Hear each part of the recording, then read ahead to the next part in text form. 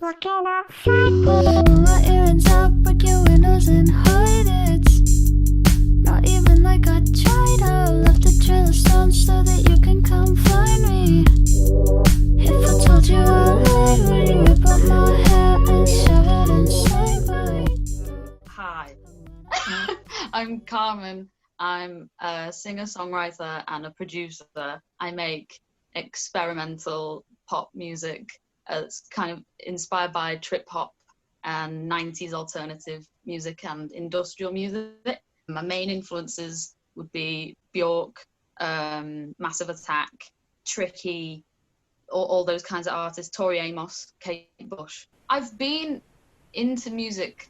I was 12, 13, and it was when I started doing YouTube and making silly videos and kind of like experimenting with technology a lot. I got into animation software as well, and around that age too, I started using production software because my mum is a DJ. I kind of always had access to that world. It wasn't until like later on that I kind of focused into a more tech side. Being someone who's not amazingly social, I think that kind of appealed to me a lot. Like, I could sit in a room. It was very much just messing around. In terms of the Liverpool scene, it's definitely one of the most friendly. I do find it quite welcoming. In terms of like genres and stuff, I think we do actually have quite a good mix. The only thing I would say is that, and it's nothing bad, but just like, I would love to see a lot more electronic stuff. I don't think we have as much. I think we do have a lot of bands, and we have a lot of great bands, like really good bands. I don't see as much experimental stuff coming out, so I'd love to see that scene kind of thrive a bit, because I know there are people, it's just they're a bit shy. So yeah, it would be cool to see more of that. For the most part of anything I've ever made, it's all been me. Like everything I do, like the videos, my logo, anything that you see involving me is me.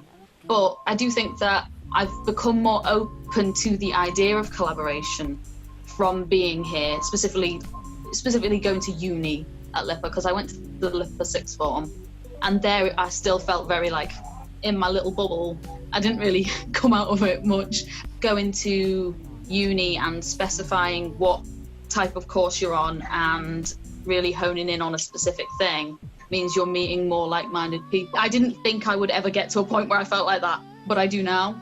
So that's been cool. I've been making like fun stuff, like just using logic and making silly things with other people, or asking people like what types of stuff they do in their production, and getting to see how other people work makes it really interesting, and you pick up little things from different people. So that's fun. I have family in Japan, Japanese family. From a very young age, I was kind of like aware of Japanese culture, but when you're young, you don't really think about the depth of it. You just kind of see it in passing. So to me, it was like, oh, this is cool. But then when I got to about 8, I found this one book in my school, and it was how to draw anime and manga. And I wouldn't give the book back to the school until my mother bought me my own copy of the book. I became absolutely obsessed with it. I'd always had anime in my life somewhat. Like when I was 2, my auntie gave me Totoro on DVD, and the whole box is in Japanese, and I would just watch it in complete Japanese. I'd just sit there, no subtitles, no dub, just watching it. That's kind of how it implemented into my life. But then as I got a little bit older, I found Japanese fashion and Harajuku fashion, and the whole culture of Harajuku in Japan is just wild, innovative, interesting fashion, and it's something that's constantly evolving. It's a really interesting and exciting scene. Being like a 10-year-old girl, being very into very girly things at the time, I saw the fashion style fairy K, which is basically like really glittery, cute styles with like lots of accessories and tutus and stuff, and I started dressing in that.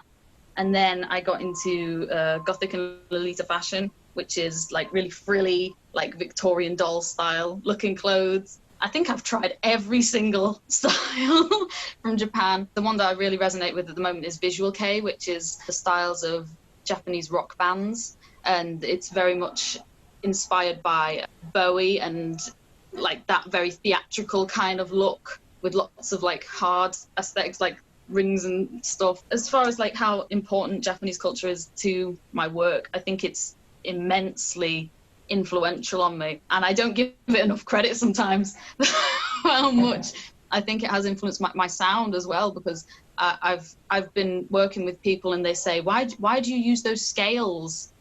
And I'm like, what do you mean, why do I use those scales in my songs? I'm like, and they're like, that's a scale, like this type of scale. And I'm like, oh, that's because that's what's used in enka music or in traditional Japanese music.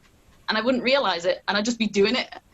Like, so yeah, I definitely think it's got a very heavy influence on me and my sound. In terms of performing live, I've never actually done my ideal set live. I have sung some of my own original songs at like little mini things. Like at LIPA, we would have the sound check thing at sixth form. You'd go on and do like 3 songs, and then that would happen at lunchtime every week. But I never got to like do the super heavily produced ones. It would mostly be just me and a guitar. It wasn't really a very like electronic scene. I'm figuring out at the moment ways to do that, and I do have a performance lined up in collaboration with LIPA on the Tube, where it's all filmed and live recorded. Keith Mullen, the guy who organizes it, has been working really hard on making sure it's like super safe for COVID and all this stuff. The stuff gets like quarantined throughout the week.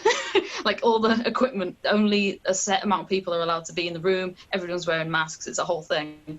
I've grown up performing. One of the things that I was really proud of that I did was when I did a whole set in Japanese at Doki Doki Festival, which is a Japanese culture convention. And that was when I was 14 or 15 maybe? I can't remember, but yeah, I think it was about that old. So yeah, stuff like that, it's fun. And when it comes to like venues and stuff, I would love to perform at the Invisible Wind Factory. It looks so interesting and so fun. Funnily enough, and I think a lot of people might say this, but it hasn't changed much about how I work so much as it has changed how I want to produce everything other than the music. Like when it comes to making a video or doing all that kind of stuff, that's a lot harder now. But musically, I think it's the same way I've always worked. It's just me in my room with the mic and the computer, vibing, just doing whatever. In terms of like getting into a very like steady rhythm with how much music I'm making and how I'm working and my work ethic, I think I have very bad trouble staying focused. So if I'm given the opportunity to just lie in bed all day, it is what I will do. So I've had to force myself to get out of bed every day and do this stuff. Otherwise, I just won't do it. But it's not because I don't want to. It's just because like I value my rest. I value my sleep. I like it a lot. I think the main driving force has been this little voice in the back of my head that's like, what if someone makes your song before you make it? Like this really stupid paranoid thing. I'm there like, oh God, there's only so many melodies that can exist in the world. Someone's going to make your song before you do. I think it's definitely something needed, 100%. I think women and non-binary people, at the end of the day, regardless of where you are, we've been handed the shortest stick in the music industry. I think that being a woman and a musician is a constant identity kind of struggle. I think for me, it's been a lot of, am I too girly? Am I too female? Am I too feminine for what I'm doing? Because especially in electronic music, I would say it's heavily male dominated, even more so than most genres. I think because a lot of it is this whole nerdy, hardware-based computer stuff. So you get a lot of people thinking that it's not necessarily a feminine field, which I think is really stupid. Like, I mean, one thing, especially now, I've seen a massive influx in how many people are coming from so many different types of backgrounds, gender-wise. Like, you've got Dorian Electra, and their music is absolutely mind-boggling and interesting and innovative, and their sound is just crazy. Their look is magnificent. We've got Sophie, who's an amazing producer.